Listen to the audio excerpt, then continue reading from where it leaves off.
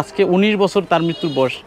দেখা গেল এখনও তার জন্য মানুষ এখনও কাঁদে যে সে একটা ভালো লোক ছিল। যেখানে পরিচয় দিই, সারা বাংলাদেশের ভিতরে যেখানে পরিচয় দিই, সে জায়গায় তার কথা মনে করে এবং মানুষ আগাই আসে যে তার ছেলের সাথে একটু কথা বলি, তার ছেলের সাথে আমরা একটা ছবি তুলি।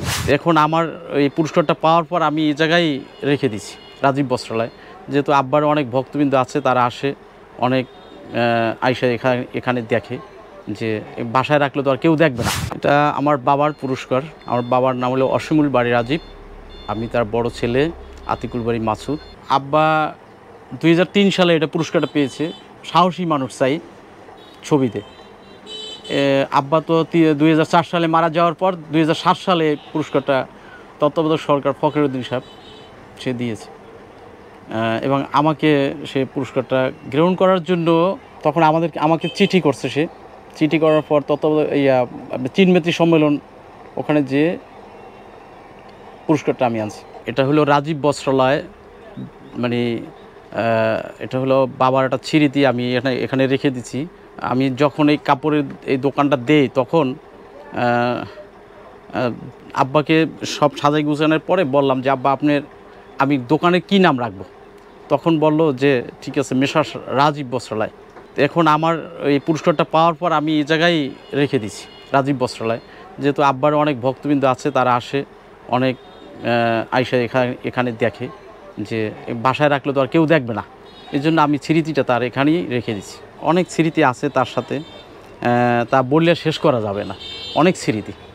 বাবার সাথে তো ছেলের অবশ্যই স্মৃতি অনেক। এখনও মানুষ, আজকে ১৯ বছর তার মৃত্যুর বয়স, দেখা গেল এখনও তার জন্য মানুষ এখনও কাঁদে যে সে একটা ভালো লোক ছিল। যেখানে পরিচয় দিই, সারা বাংলাদেশের ভিতরে যেখানে পরিচয় দিই, সে জায়গায় তার কথা মনে করে এবং মানুষ আগাই আসে যে তার ছেলের সাথে একটু কথা বলি, তার ছেলের সাথে আমরা একটা ছবি তুলি, তার ছেলের সাথে আমরা একটা খুবই মানে তারা আপ্যায়ন করে, খুবই মূল্যায়ন করে। এই জন্য আসলে আমি আল্লাহর কাছে অনেক শুকরিয়া আদায় করি। মনে করেন যে আসলে সে ঢাকার শহরের ছেলে, আসলে না, সে গ্রামের ছেলে ছিল। এই এলাকায় সে ছোটোবেলা থেকে লেখাপড়া করতো, এবং আমার দাদার কাছে শুনতাম এই এলাকায় মানে অনেক জায়গা দিয়ে মানে অনেক রাস্তাঘাট ছিল না, স্কুলে যাইতো।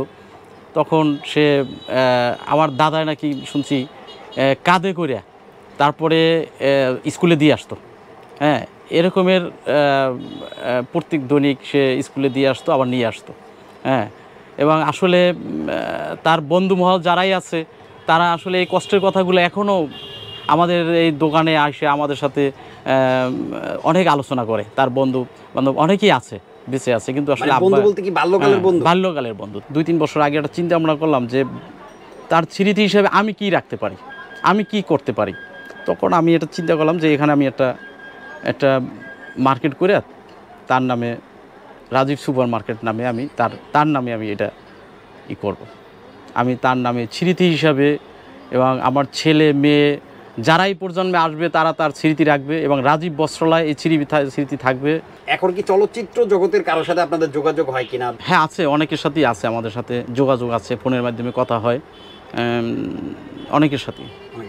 হ্যাঁ, যেমন যে এখন তো বাচ্চা আছে এই আহমেদ শরীফ, তার সাথেও কথা হয়।